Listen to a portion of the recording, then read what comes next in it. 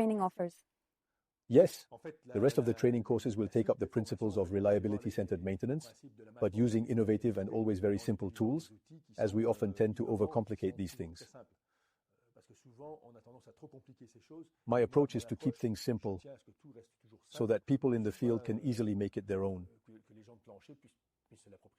Next, we'll look at improvement techniques, in particular those that form part of TPM, total productive maintenance. We'll be looking at how to set up a defect elimination process for sustainable continuous improvement, using methods such as root cause analysis, for example. And finally, a training that I would say is mostly aimed at analysts and reliability specialists.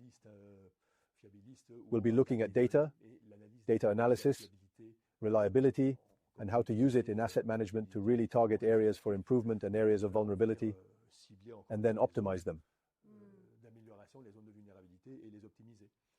Following this training, the next step is certification. Becoming a certified asset management leader, it is a Percentam certification.